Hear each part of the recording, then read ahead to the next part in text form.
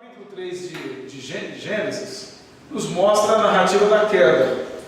E aqui já narra naturalmente a presença de Satanás. Ou seja, ele já havia caído.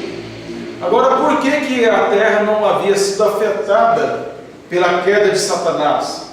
Porque Satanás não representava a criação. Satanás não tinha nenhuma função, ofício de representar a criação. A criação só é afetada pela desobediência quando o homem cai, porque ele representava a criação diante de Deus como sacerdote.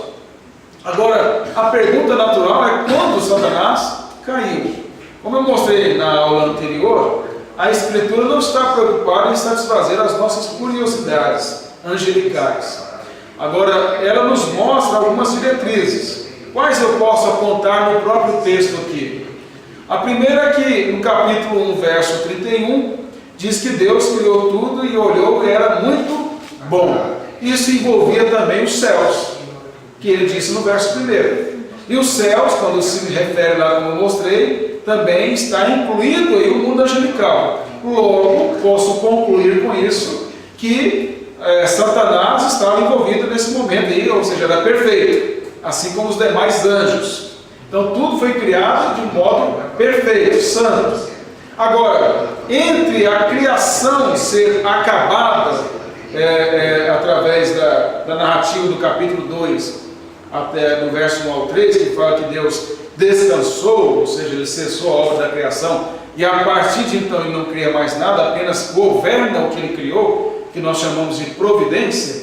Então, a partir desse momento em que ele encerra todos os seus atos de criação, que inclui também os anjos, nós temos um período aqui entre esse momento em que é terminada toda a criação, até o momento em que Satanás é apresentado aqui já caído.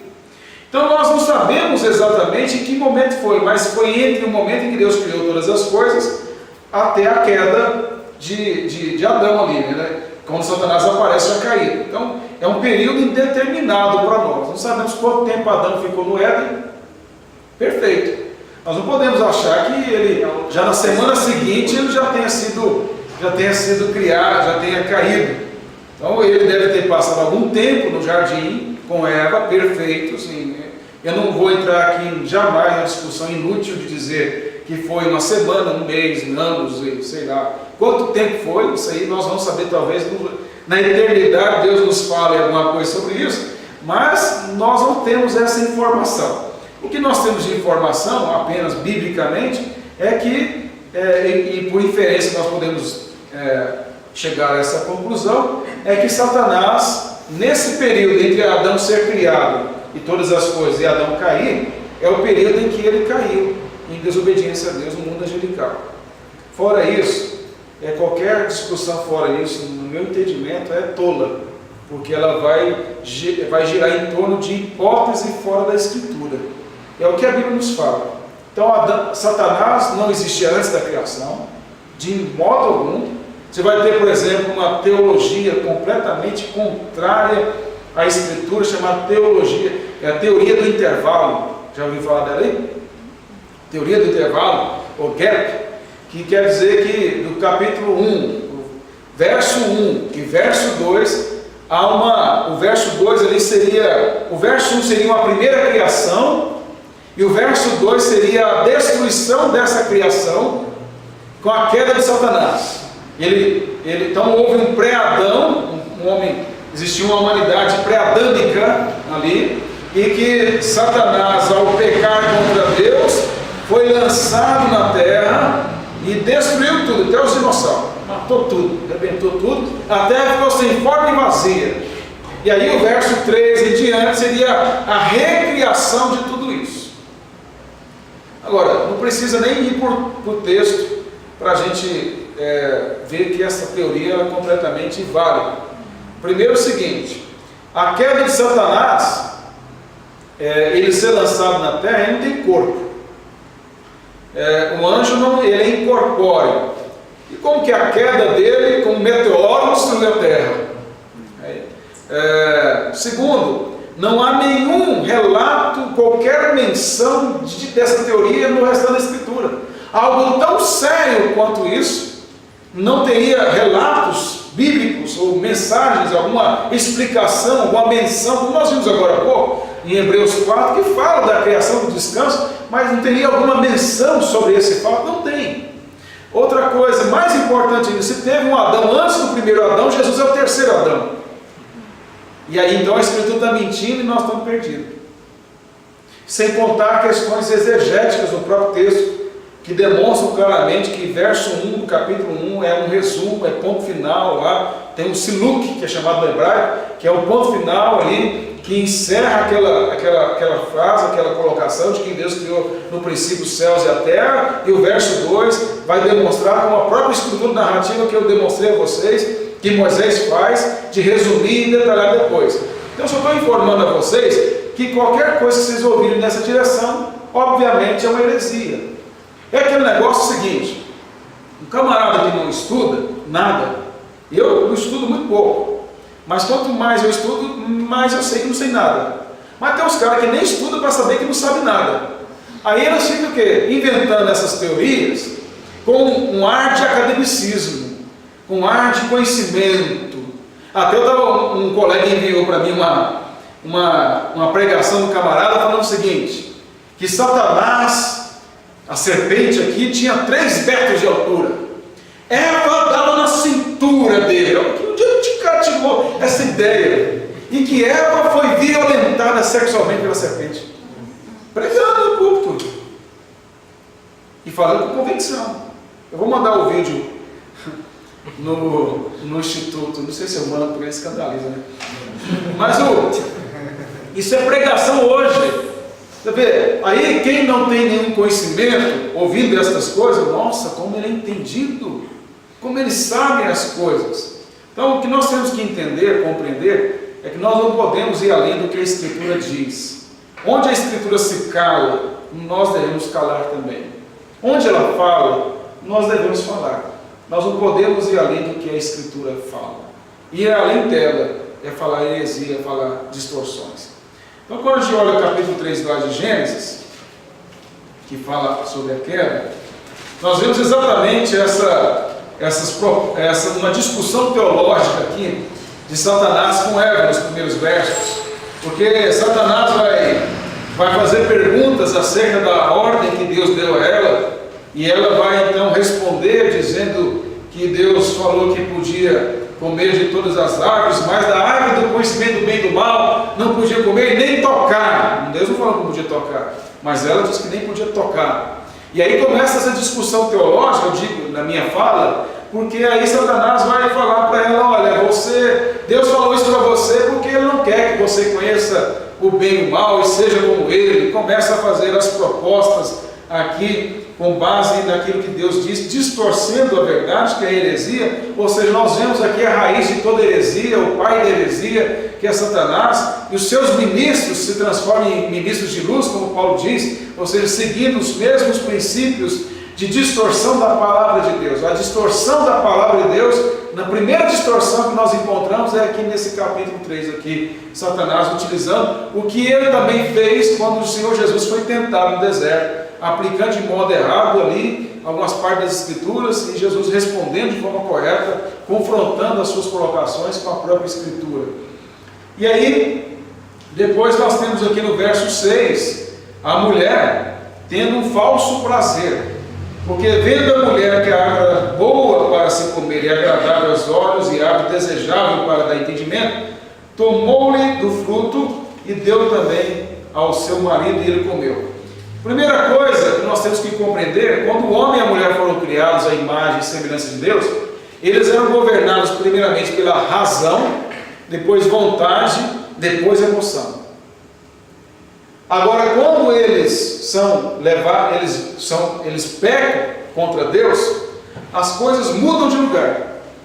Primeiro a emoção, o prazer, o desejo, vendo que era agradável aos olhos. Depois nós temos, além do prazer, nós temos a vontade, desejar para se comer, querer comer aquela árvore. E por último, a razão. Então o homem com a queda, todas essas qualificações do homem como a imagem de Deus foram desvirtuadas. Antes era razão, vontade e emoção, agora é emoção, vontade e razão. Somente em Cristo Jesus que nós, através da santificação, temos essa mudança para o normal, a partir do momento que nós mortificamos a nossa carne, os nossos prazeres. Então nós começamos a pensar como Deus quer que pensemos, embora seja uma luta dentro de nós para fazer isso, para poder deixar de fazer aquilo que não é agradável aos seus olhos e ter prazer em fazer a vontade do Senhor.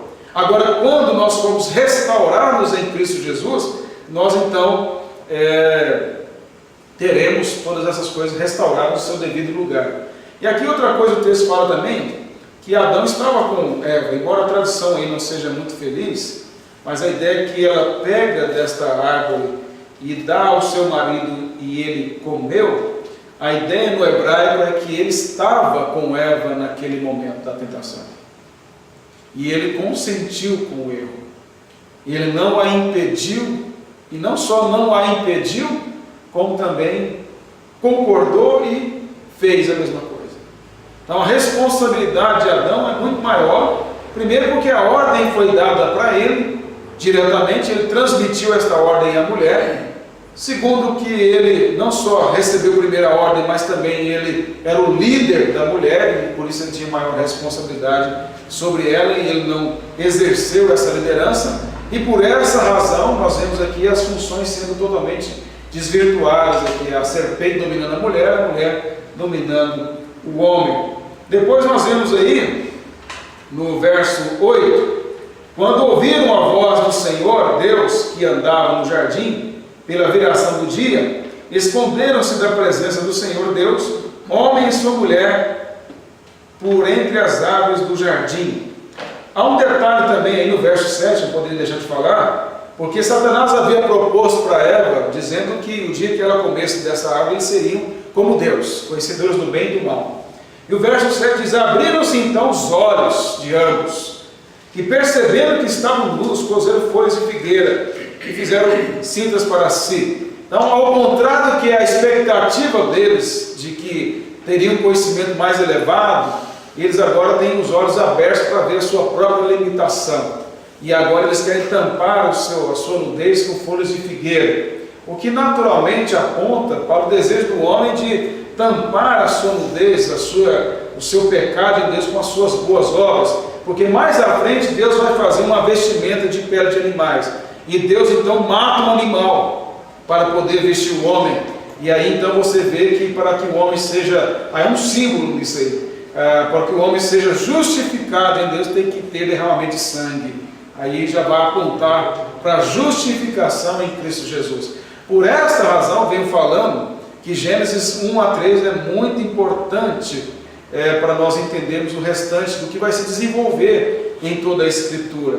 Agora diz o texto ali no verso 8, como eu já li, que eles ouviram a voz do Senhor que andava no jardim pela viração do dia. Primeira coisa que nós vemos então que Deus tinha uma plena comunhão com o homem antes da queda, e que andava com o homem no jardim. E nós podemos deduzir a partir disso, à luz de toda a Escritura, que se tratava de Cristo aqui pré-encarnado, andando no jardim. E eles ouviram os passos de Deus e quiseram esconder-se de Deus. Porque faria algum sentido se Deus não estivesse andando no jardim, como o próprio texto diz, e eles quisessem esconder-se? Uma idiotice muito grande. Se eles não pudessem, se Deus apenas se manifestasse com a sua presença enchendo o jardim, mas não em pré-encarnado. Aí tem uma coisa bem interessante. Jesus no Antigo Testamento ele pré-encarnou várias vezes. Nós vemos, por exemplo, quando aqueles 3 homens apareceram a Abraão, e um deles era o Senhor Jesus. Os outros 2 foram lá para Sodoma e Gomorra, para exercer o juízo de Deus sobre aquela cidade. Mas diz que Abraão continuou na presença do Senhor, ele é Yahvé, na presença de Yahvé. E aí ele intercedeu em favor do seu sobrinho que estava lá em Sodoma e Gomorra. E aquele lá, que é o Senhor ali, manifestado a Abraão, que até comeu com ele, é o próprio Senhor Jesus, pré-encarnado. Porque a sua pré-encarnação no Antigo Testamento apontava para a sua encarnação no Novo Testamento. Não é estranho pensar dessa forma, Porque quando ele se transfigurou para alguns dos seus discípulos, ele manifestou previamente a sua glória, que só seria manifestada depois da sua ressurreição e ascensão. Então ele fez isso no Antigo Testamento, apontando para esse momento da sua habitação no meio dos homens, o tabernacular com os homens, conforme João diz no capítulo 1, verso 14, como também para os seus discípulos ele transfigurou, para mostrar a eles que como um consolo, que ele haveria de morrer, mas venceria a morte e seria exaltado como Redentor. Por isso que aparecendo Moisés e Elias lá na transfiguração, Moisés apontando para o Pentateuco, Elias para os demais profetas do Antigo Testamento, e os discípulos quiseram fazer uma tenda para cada um deles, e o pai disse: esse é meu filho em quem me comprazo, a ele ouvi. Ou seja, eles apenas apontam para ele. Então o que nós temos aqui no jardim é Cristo andava com o homem, agora na queda o homem se esconde dele. O homem não quer aparecer perante o Senhor devido aos seus pecados. Na Nova Jerusalém, por exemplo, nós sabemos que não haverá templo nem santuário, porque o Senhor Jesus será o santuário do Pai. E nós o veremos face a face. Nós veremos uma manifestação, a teofania dele, de alguma forma que possa ser contemplado, mas não de uma forma humana, porque ele não tem forma humana. O Espírito Santo também não se manifestará desta forma, mas na pessoa de Cristo que revela o Pai, nós veremos face a face, de uma forma plena, como espelho, como Paulo diz. Então, o que nós temos aqui no capítulo 3 é justamente esse rompimento, essa consequência do pecado do homem em relação a Deus, se envergonhando, tendo medo, e Deus pergunta para ele: onde estás? E obviamente não que Deus não soubesse, mas Deus queria uma resposta, provocar a resposta no homem. Reflexão: ouvi a tua voz no jardim, porque estava nu, tive medo e me escondi. Agora o temor do Senhor é substituído pelo medo. Medo afasta, temor aproxima. E o homem agora não tem temor, ele tem medo. E ele quis se esconder do Senhor. Depois perguntou-lhe Deus, verso 11: quem te fez saber que estavas nu? Comeste da árvore que te ordenei que não comesse? Então Deus agora continua perguntando para levar o homem à reflexão. Então disse o homem à mulher que o Senhor me deu por esposa, ou seja, a culpa é do Senhor que não fez uma mulher ideal para mim, e da minha esposa. Aí nós temos agora uma consequência natural, além de se envergonhar, de ter medo, de cozer folhas de figueira para si. O homem agora transfere a sua responsabilidade. Transferência de culpa, de responsabilidade é um dos efeitos claros da queda. O homem não assume a sua própria culpa, só assume quando é regenerado. Aí ele aceita que é culpado e corre para os braços de Cristo, mas porque nasceu de novo, e não porque quisesse antes fazer isso. Depois, Deus fala então para a mulher, que o verso 13, disse o Senhor Deus à mulher: que é isso que fizeste? Não, foi a serpente, agora mandou para a serpente, transferindo. Agora com a serpente Deus não conversa, porque já está caída, e Deus não tem nenhum plano de redenção para a serpente. Tem crente evangelizando o diabo aí, por aí, não tem? Não tem nenhum plano de redenção para o diabo, está condenado.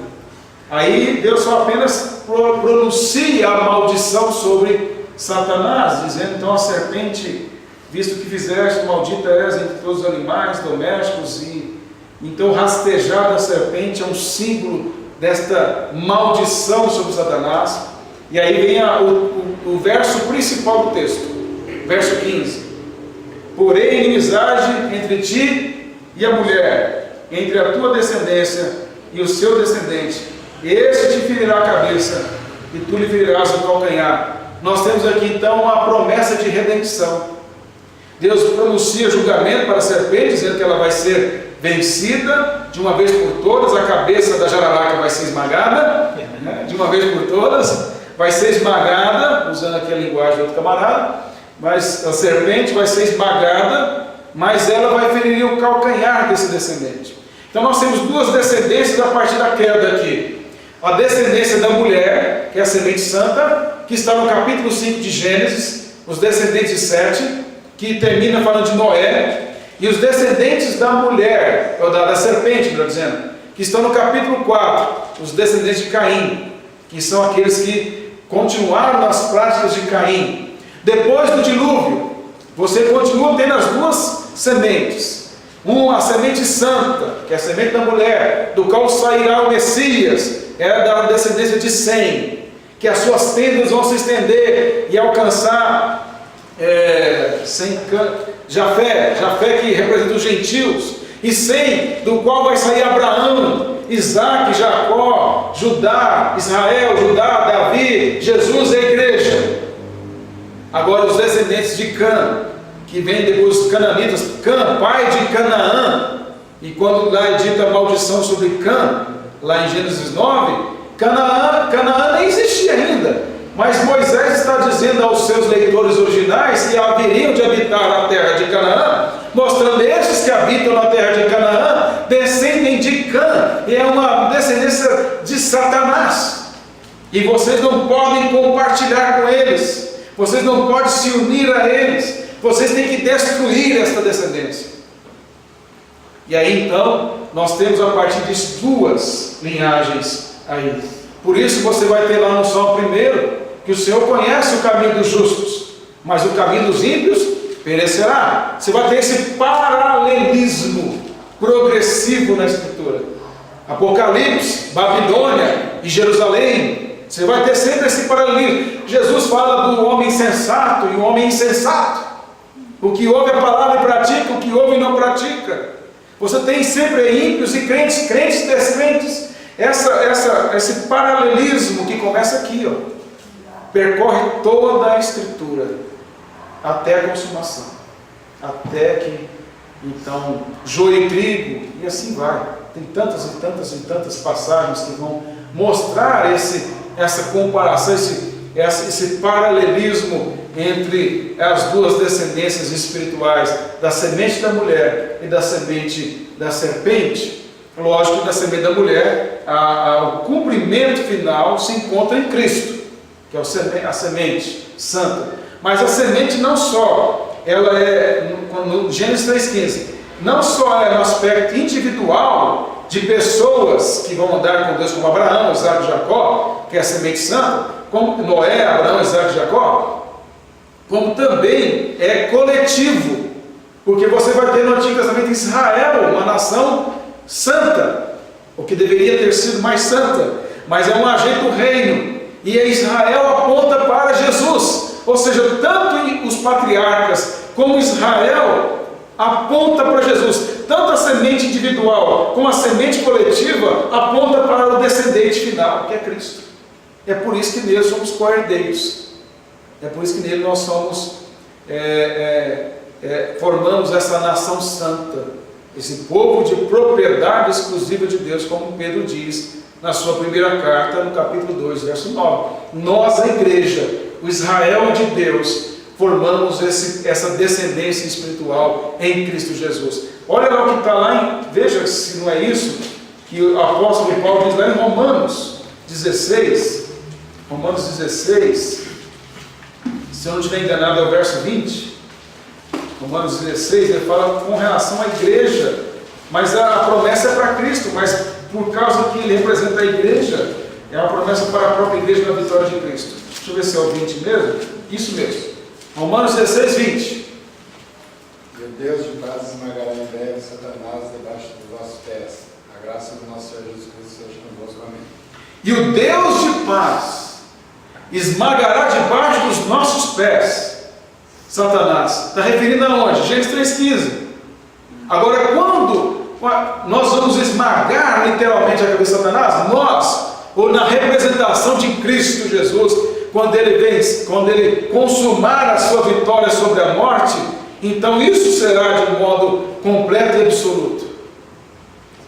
Entenderam? Tudo começou aonde? Gênesis 3,15. Voltando lá só para a gente terminar. Foi até a providência da simplicidade. Vamos lá. Voltando a Gênesis 3, depois, então nós temos aí no verso 16, Deus falando da mulher, vai multiplicar as dores de parto, significa que não tivesse dor nenhuma, seria uma coisa insensível, mas vai ter dores de parto, mulheres vão morrer no parto, filhos vão morrer no parto, ou seja, o parto mas há uma coisa, há uma bênção aqui, ela continuar sendo mãe. Por quê? Porque a mulher tem que continuar sendo mãe para vir o Redentor. Não é por causa dela, simplesmente, é por causa de Cristo, porque ele tinha que nascer de uma mulher. Então, a promessa, embora há juízo aqui, há também promessa. Multiplicarei as suas dores de parto, ele diz: em meio a dores darás à luz a filhos, o teu desejo será para com o teu marido e ele te governará. Você vai querer mandar o seu marido, mas no final ele vai mandar, no modo geral. Você pode ver a guerra das mulheres, as feministas com os homens. Aí o presidente interino colocou lá ministros e não colocou mulher. Olha que machista, não colocou uma mulher. Ele é tão machista que ele foi vice de uma mulher. Não estou defendendo aqui o homem, mas estou dizendo que é uma besteira. Se coloca uma mulher pela competência, não é porque é homem ou mulher. Mas as feministas não podem aceitar uma coisa dessa, como ele não pôde observar isso. Então essa guerra entre os sexos, vamos colocar assim, começa na queda. A mulher ela foi criada para ser liderada, mas ela quer dominar, e nessa busca de dominar ela é frustrada porque ela não foi criada para isso. No íntimo de cada mulher, temos aqui duas irmãs que podem dizer se eu tenho razão ou não. Toda mulher no seu íntimo, ela quer um homem que cuide dela, que a lidere, que a proteja. Não é ser machista, mas cuidar dela devidamente. Agora, quando o homem não faz isso, ela se frustra. E ela toma as rédeas do casamento, das coisas, porque ela está clamando: me lidera, me protege, cuida de mim, seu frouxo. Brincadeira. Olha, eu gosto de brincar, que eu falo, tem muito homem frouxo, né? Que não tem nada a ver homem não ser frouxo, não tem nada a ver com ser ignorante. Ser bruto com a mulher, não é nada disso. Mas de cuidar da mulher, protegê-la, liderá-la, como a Bíblia diz que tem que ser. Entrar na frente do revólver, se for preciso. Vamos lá. E aí o verso diz assim, agora só importante, agora falando sério, né? Eu gosto de brincar assim nesse ponto aí, mas falando sério. Só é possível o homem liderar a esposa devidamente, cheio do Espírito Santo, conforme Paulo diz em Efésios 5,18. E o homem amando a esposa como Cristo amou a igreja. O padrão é a relação de Cristo com a sua igreja. E a mulher auxiliando, assim como a relação da igreja com Cristo.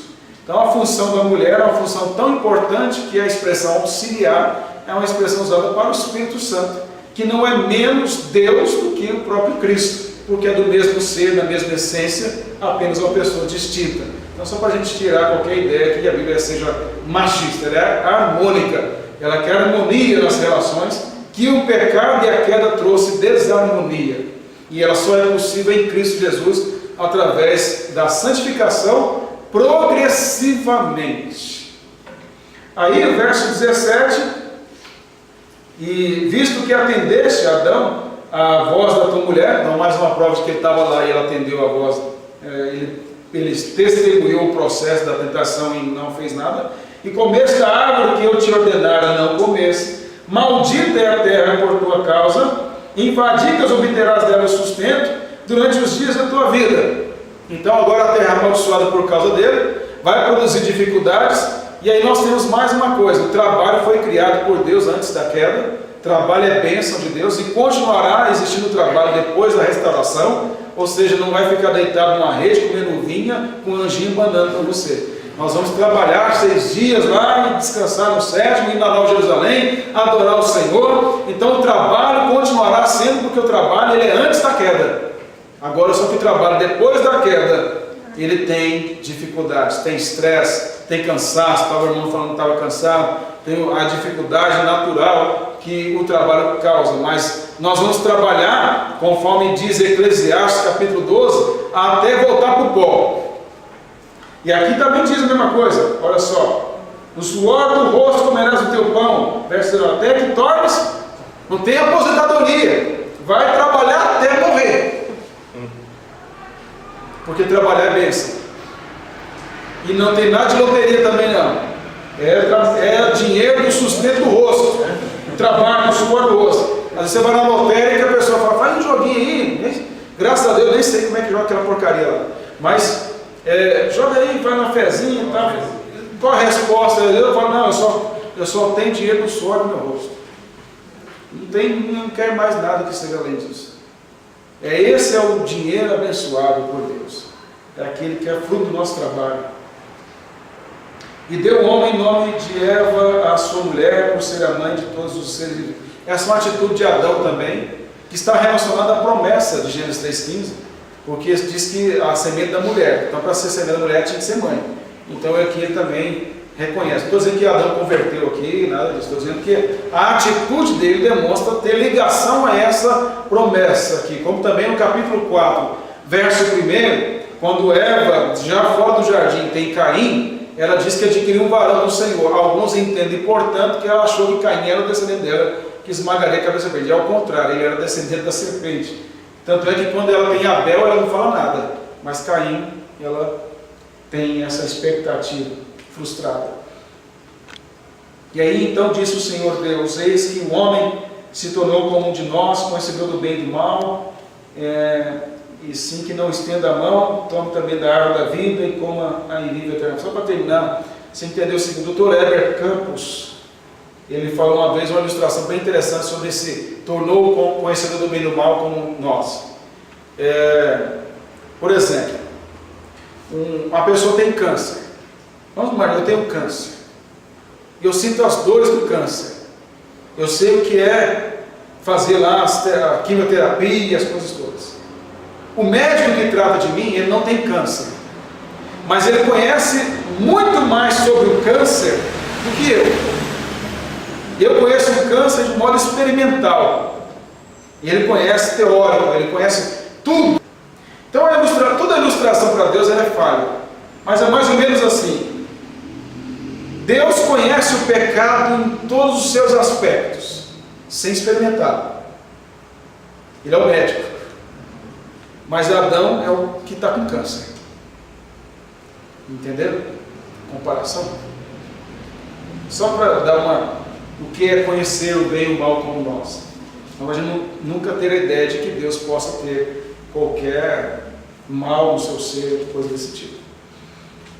O Senhor Deus, por isso, verso 23, o lançou fora do jardim do Éden, a fim de lavrar a terra em que fora tomada.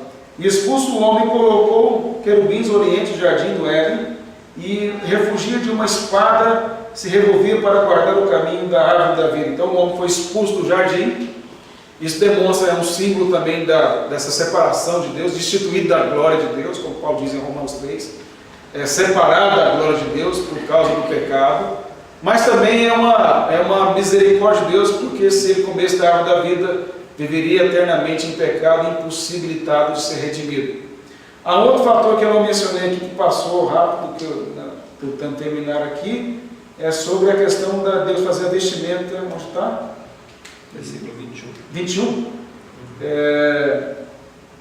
Fez o Senhor Deus vestimenta de peles para Adão e sua mulher, os vestiu, que aqui naturalmente nós já vemos um símbolo da justificação. E para fazer a vestimenta de animais foi morto animal, sangue é derramado, e sangue no Antigo Testamento aponta para o sangue do Cordeiro, de uma vez por todas foi derramado em nosso favor. Então nós temos aqui um símbolo apontando para algo maior, uma tipologia do sangue de Cristo, então mostrando que agora, a partir desse momento, a redenção só é à custa de sangue. Pastor, sim. Mais do que um símbolo, seria correto afirmar que aqui, usando a palavra que o Senhor mesmo usou, uma outra oportunidade, fazendo uma inferência do texto, Deus havia aqui estabelecido a maneira como ele deveria ser cultuado. Por essa razão rejeitou o culto de Caim e recebeu de Abel, tanto disse a Caim que se fizesse certo, como fez o seu irmão.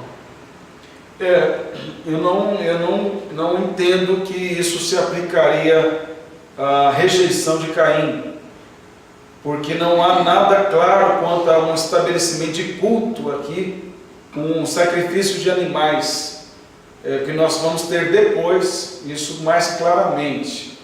O que eu posso dizer é que o texto está mostrando que agora, a partir desse momento, é um pacto de sangue. E para que a aliança continue mantida por Deus, mas mediante sangue. Agora, quanto ao culto prestado ali pelos dois e Caim rejeitado, não é a oferta rejeitada, mas o adorador. Porque 1 João vai dizer em 1 João que Caim era do maligno, por isso odiava o seu irmão. Ele era ímpio. A razão pela qual ele é rejeitado é pela sua impiedade e não pela sua oferta. Embora a gente possa pressupor que a sua oferta também fosse defeituosa, mas o texto não diz isso. Eu não posso afirmar o que o texto não diz. A gente pode até imaginar talvez isso, mas o que é enfatizado no texto não é a oferta de Caim, mas o ofertante. A oferta é rejeitada por causa do ofertante. É a mesma coisa assim, nós estamos aqui adorando o Senhor, como igreja. E aí tem pessoas não crentes, cantando os mesmos cânticos, ouvindo a mesma mensagem, prestando a mesma adoração. Mas eles são rejeitados, aqueles incrédulos que estão no nosso meio, não por causa da adoração, da forma do culto, necessariamente, vamos colocar um culto bíblico, como é prestado aqui, mas é por causa de quem está adorando. É o adorador que é rejeitado, porque ele não está adorando em espírito e verdade, ele não é regenerado, não é um crente verdadeiro, ele está no meio dos crentes, mas não adora verdadeiramente.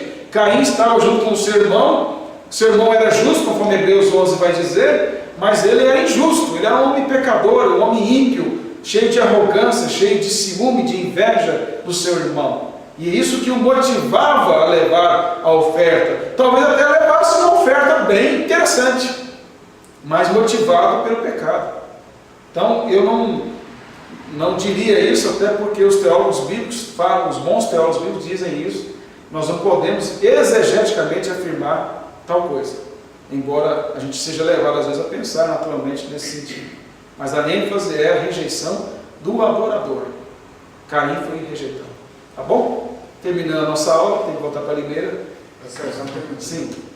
Aqui tem duas questões aqui, mas uma pergunta só. Você fala que eles colocaram vestimentas de folhas, né? Depois aqui fala que o Senhor colocou uma pele de um animal. Certo. Essa pele de animal, ele deu o sacrifício do animal. Sim. Simboliza o sacrifício de Jesus lá na cruz, do Calvário, pelos nossos pecados? Sim, porque quem fez o sacrifício aí foi Deus. Deus sacrificou o animal. E quem ofereceu o sacrifício lá foi o próprio Cristo, como sacrifício e ofertante, como aquele que oferece. Ele voluntariamente deu a sua vida.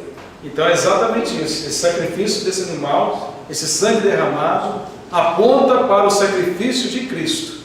E o sangue dele derramado em nosso favor. E a justiça dele revestindo-nos diante do Pai, como está lá em Romanos capítulo 5, verso 1, que diz que nós somos justificados em Jesus, pois temos paz com Deus. E paz é relacionamento restaurado. Ou seja, todos os atos agora, a partir desse momento, prescritos por Deus, para esse propósito, a palavra que Deus ordenou ter sacrifício a partir daí, todos eles apontam para um sacrifício final, que é o Cordeiro de Deus. Por isso que João Batista, que é o último profeta do caráter do Antigo Testamento, preparando o caminho para o Messias, ao olhar para Jesus diz: eis o Cordeiro de Deus que tira o pecado do mundo. Podemos dizer que aqui, quando eles cozeram folhas, é como se eles estivessem tentando esconder o pecado de Deus com as suas próprias obras. No entanto, não. Exatamente, é a tentativa do homem de sentir-se justo diante de Deus pelo seu próprio esforço. É o símbolo que está por trás disso aí. Agora, a roupa que foi dada de vestimenta de animal feita pelo próprio Deus é mostrar que quem justifica o homem diante dele mesmo é ele. Ou seja, a dívida do homem não é com o diabo, é com Deus. Que tem crente que acha que Deus pagou a dívida lá para o diabo, veio lá e pagou. Né? A dívida não foi feita, a ofensa não foi feita ao diabo, mas a ofensa foi feita ao Senhor. E como reto juiz, ele tem que ser satisfeito na sua justiça. E ele a satisfez em Cristo Jesus em nosso lugar. Ele foi moído pelas nossas transgressões. O castigo que estava sobre ele trouxe paz para nós. Amém?